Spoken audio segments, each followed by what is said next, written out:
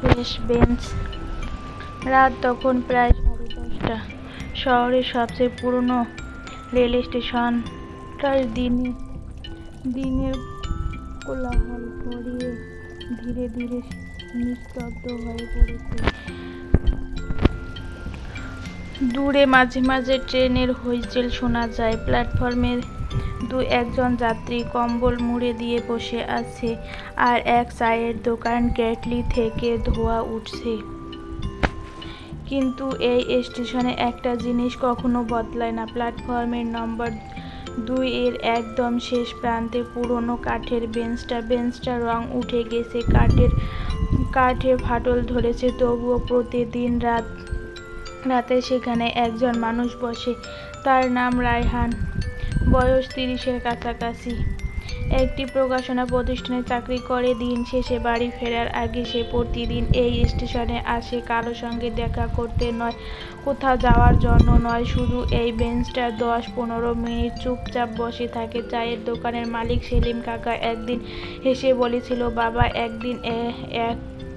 একদিন এখানে বসো কেন? বাবা, প্রতিদিন এখানে বসো কেন? রায়হান মুচকি হেসে বলল, ভালো লাগে কাকা। হেসে মাথা নেড়েছিল। মানুষ শুধু ভালো লাগার জন্য এক জায়গায় আসে না, কেউ থাকে। রায়হান কোনো উত্তর দেয়নি, কারণ উত্তরটা সে নিজেও জানত না। এক রাতে সে বেঞ্চে বসেছিল, হঠাৎ খেয়াল করলো একজন মেয়ে এসে তার পাশের দিকে বসলো। সাদা সালোয়ার কামিজ, নীল ওড়না, কাঁধে ছোট্ট ব্যাগ। মেয়েটি চুপচাপ রেল লাইনের দিকে তাকিয়ে আছে। দুজনে কেউ কথা বলল না। 5 মিনিট পর একটি লোকাল ট্রেন এলো।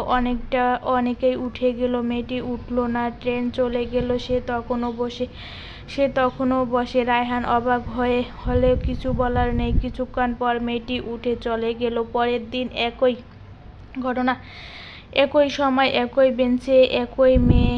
এবারও কোনো কথা নয়, শুধু নীরবতা। এভাবে টানা 7 দিন কেটে গেল। 8ম দিন রায়হান আর চুপ থাকতে পারল না। সে আস্তে করে বলল, আপনি কি প্রতিদিন কারোর জন্য অপেক্ষা করেন? মেয়েটি একটু তাকিয়ে মৃদু হাসল। না, কেন? হ্যাঁ, কে? মেয়েটি কিছুক্ষণ চুপ থেকে বলল, যে আর কোনোদিন ফিরবে না। রায়হানের বুকটা কেমন করে উঠল। সে আর কিছু জিজ্ঞেস করল না। পরের দিন মেয়েটি প্রথম কথা বলল, আপনিও প্রতিদিন আসেন? রায়হান হেসে বলল, হয়তো আমি কারোর জন্য অপেক্ষা করি। সে কি আসে জানি না। মেয়েটি অনেকক্ষণ তার দিকে তাকিয়ে রইল, তারপর বলল, অদ্ভুত না, আমরা দুজনে এমন মানুষের অপেক্ষা করেছি যারা অস্বস্তি নিজেই নিশ্চিত নয়।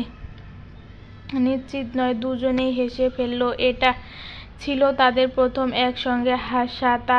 এরপর থেকে প্রতিদিন তাদের একটু একটু করে কথা বাড়তে লাগলো। মেয়েটির নাম ঈশিতা। সে শহরের একটি স্কুলে শিক্ষকতা করে। বই পড়তে ভালোবাসে, বৃষ্টি ভালোবাসে, আর ট্রেনের শব্দ শুনতে ভালোবাসে। রায়হানও বই পড়ে, গান শুনে, আর মানুষের গল্প শিখতে ভালোবাসে। ধীরে ধীরে তারা বুঝতে পারল তাদের মধ্যে অদ্ভুত মিল। একদিন রায়হান জিজ্ঞেস করল, আপনি যাকে অপেক্ষা করেন সে কি ছিল? ঈশিতা অনেকক্ষণ চুপ করে রইল, তারপর বলল, 5 বছর আগে আমার বাগদত্তা একই রেল স্টেশন থেকে ট্রেনে উঠছিল, তারপর ট্রেনের দুর্ঘটনা হয়েছিল। রায়হান স্তব্ধ। ঈশিতা নিচু স্বরে বলল, তার দেহ পাওয়া যায়নি। চারপাশটা হঠাৎ যেন নীরব হয়ে গেল। রায়হান বলল, তবুও আপনি অপেক্ষা করেন? ঈশিতা মৃদু হেসে বলল, সবাই বলে সে মারা গেছে, কিন্তু আমার মনে হয় যদি কোনোদিন ফিরে আসে। রায়হান কথা আটকে গেল। সেদিন বাড়ি ফিরে সে রাতে ঘুমাতে পারল না। সে ভাবল, কি ভয়ঙ্কর এক অপেক্ষা, যার কোনো নিশ্চয়তা নেই, তবুও মানুষের অপেক্ষা করে। এরপর কেটে গেল আরো কয়েক সপ্তাহ। প্রতিদিন রাতে তারা শেষ বেঞ্চে বসে গল্প করত, কিন্তু কখনো ফোন নাম্বার নেয়নি, কখনো সোশ্যাল মিডিয়া যুক্ত হয়নি। শুধু বলতো, কাল দেখা হবে।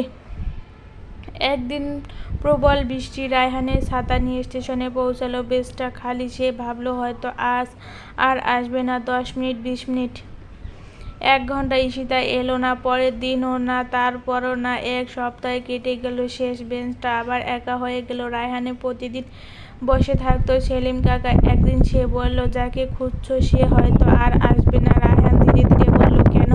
সেলিম কাকা দীর্ঘ শ্বাস ফেলল।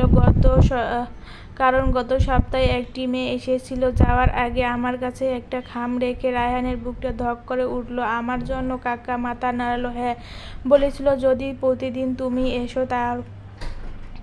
এসো তাকে না পাও তাহলে যেন এই চিঠিটা তোমাকে দেই। কাপা হাতে রায়হান খামটি নিল। খামের ওপর মাত্র একটি লাইন লেখা, স্টেশনের শেষ বেঞ্চে বসা ছেলেটির জন্য। চিঠির ভেতরে কি লেখা আছে? রায়হান হাত কাঁপছিল। খামটি তুলতে গিয়ে বারবার থেমে যাচ্ছে। অবশেষে সে গভীর শ্বাস নিয়ে চিঠিটা বের করল।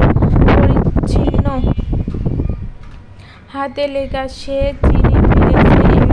এটা ঈশিতার লেখা। প্রিয় শেষ বেঞ্চের সঙ্গী, তুমি যখন এই চিঠি পড়বে আমি তখন হয়তো এই শহরে থাকবো না। তোমার কাছে সত্যিটা না বলে চলে যাওয়ার অন্যায় হতো। তাই এই চিঠি।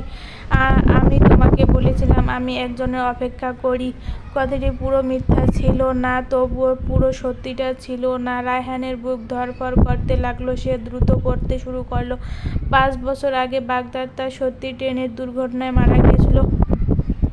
প্রথম 1 বছর আমি প্রতিদিন এই স্টেশনে এসে বসতাম। মনে হতো যদি হঠাৎ ফিরে আসে। তারপর একদিন বুঝতে পারলাম আমি আসলে তার জন্য নয়, আমার স্মৃতির জন্য অপেক্ষা করেছি। সেদিন তোমাকে প্রথম দেখলাম, বুঝলাম এই পৃথিবী শুধু আমি নয়, আরও কেউ একজন আছে যার চোখে অনেক না বলা গল্প লুকিয়ে আছে। রায়হান থেমে গেল।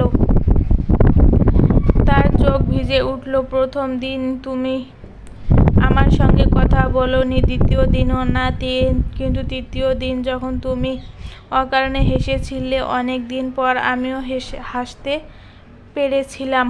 জানো, সেই হাসিটা আমার জীবনে ফিরে আসার প্রথম কারণ ছিল। রায়হানের মনে পড়ল সেই সন্ধ্যার কথা। সেই সত্যিগুলো বিনা কারণে হেসেছিল, আর ঈশিতা হেসেছিল ঠিক। চিঠির পরের অংশ। আমি ধীরে ধীরে বুঝতে পারলাম আমি আর মৃত একজন মানুষের জন্য অপেক্ষা করছি না, আমি প্রতিদিন তোমার সঙ্গে দেখা হওয়ার অপেক্ষা করছি।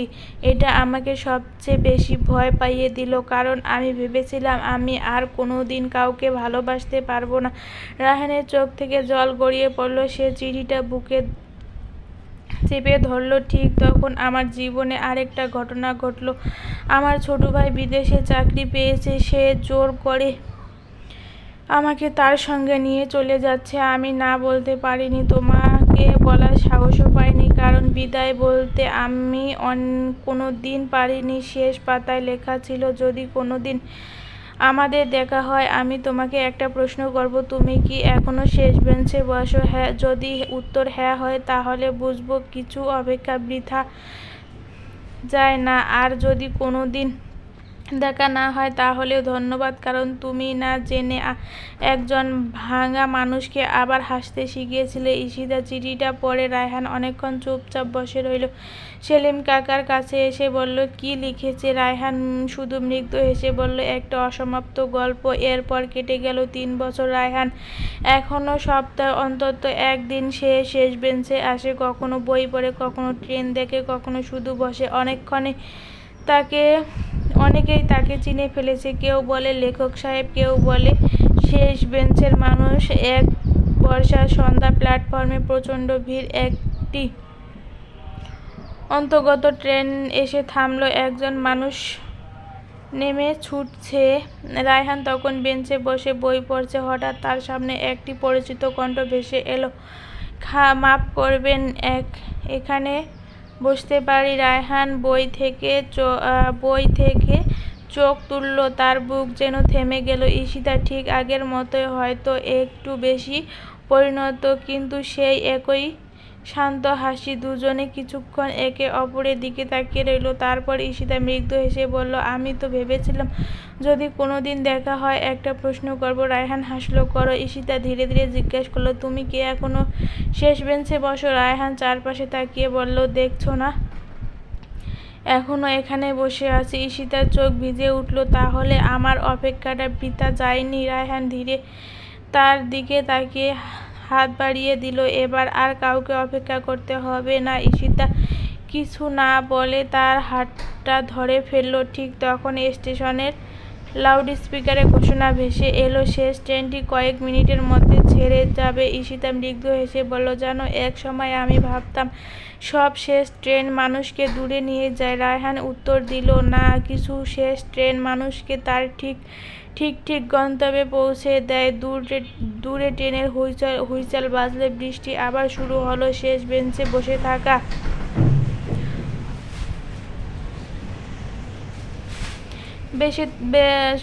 থাকা দুজন মানুষে একে অপরের হাত শক্ত করে ধরে রইল। কখনো কখনো জীবন কাউকে ফিরিয়ে দেয় না, কিন্তু জীবন নতুন কাউকে এমনভাবে সামনে এনে দাঁড় করায় যে পুরনো সব শূন্যতা ধীরে ধীরে পূর্ণ করে দেয়। আর সেই দিনই থাকে স্টেশনের শেষ বেঞ্চে। আর শুধু অপেক্ষার প্রতীক রইল না, সেটা হয়ে উঠল নতুন শুরুর ঠিকানা।